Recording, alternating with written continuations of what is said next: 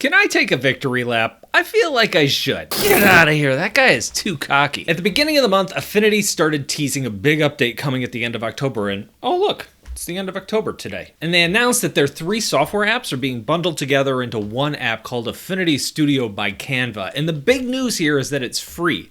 Totally free. Like a piece of gum left under a desk. Free. Seriously, have it. It's yours. That the all-new Affinity is entirely free, forever, for everyone. Now companies, they tease big announcements all the time. Who cares? In this case, a lot of people cared. In anticipation of this announcement, Affinity pulled their version 2 apps from the stores for sale. Now, in some places like the iPad App Store, you could still just download the apps for free, but on PCs, on Macs, you haven't been able to buy them or download a demo or anything like that for an entire month. And in our late stage capitalist society, most people assume the worst because 99% of the time, it's the worst. Since Affinity was purchased by Canva last year, a lot of people have been expecting it to go the subscription route like Adobe has, and that's not a crazy thought. I didn't fully buy into the whole subscription thing for several reasons. I talked about it in my video earlier this month.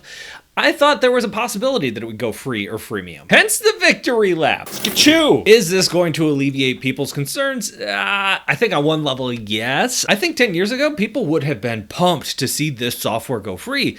Reading the online discourse today, people just do not trust corporations, especially Canva, especially around things like AI, data privacy, and copyright concerns. So here's what Affinity's site says about being free. Yes, Affinity really is free. That doesn't mean you're getting a watered down version of the app though. You can use every tool in Pixel, Vector, and Layout Studios. Plus all the customization and export features as much as you want with no restrictions or payment needed. The app will also receive free updates with new features and improvements added. And this is kind of cool. You don't need like a Canva Pro account or any other paid account to access this software. So what's Canva's play here? They're a for-profit company. Why would they just give this away? My theory is that anything that is bad for Adobe is good for Canva. Also, this is an AI play. When you think about Adobe Creative Cloud, most of us think of the apps. You're buying Photoshop, Illustrator, After Effects, etc. But you're also buying into the entire Adobe ecosystem. Your subscription might include Adobe stock photos.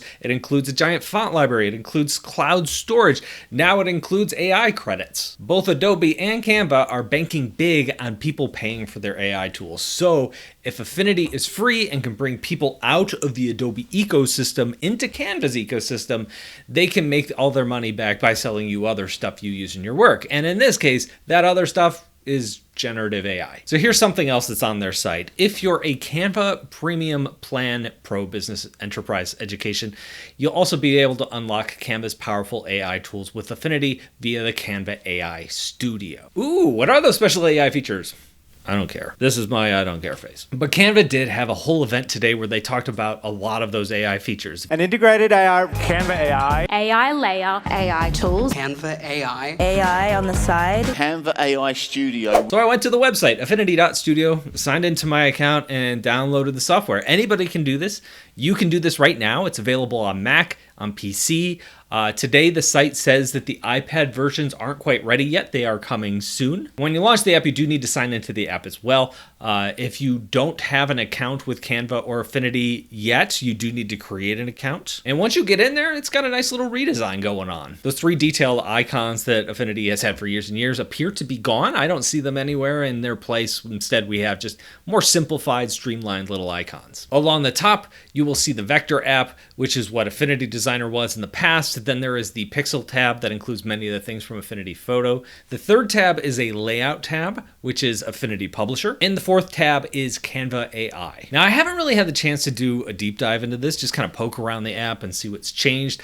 I've seen a lot of people say online that you can't open Affinity V2 files in this new app, and that is not true. But when you do save your old V2 versions in this new app, the old version of Affinity cannot open the new files. When I tried opening one of my old files, it said this file was created in an old version of Affinity. Editing it will make it unusable in the older version. Use save as to preserve the original. Basically, new file types won't work on old software. That's fine. That's not uncommon in the software world. So I was able to open my file. I didn't lose any text formatting, any editing. All of my layers were still in place. I could change things around, edit things, move stuff. No problem. I haven't done a deep dive into all the new features yet, but I did notice, and I promise I'm not going to nerd out about this too much, they now have an image trace feature. What image trace does is it takes your like rasterized images, like a logo or an illustration or something like that, you pull it into the program, and then you can turn that into a vector image. And just kind of fiddling around with it for a few minutes, it looks super cool, because in Adobe Illustrator,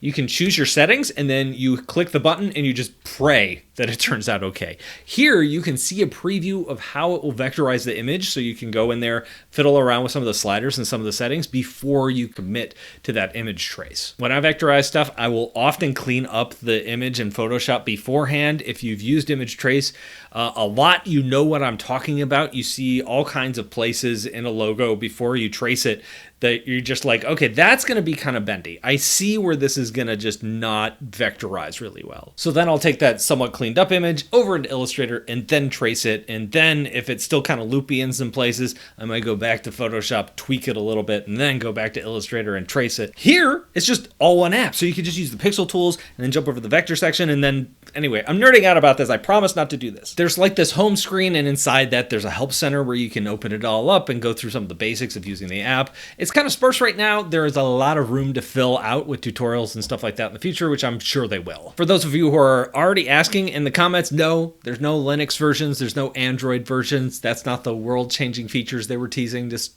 the free part. So what do you think? Are your concerns allayed? Are you pumped that it is free now? What do you think about all of the AI stuff Canva is putting into this? Let me know down below in the comments. Thank you all for watching, and I'll talk to you in a couple of days.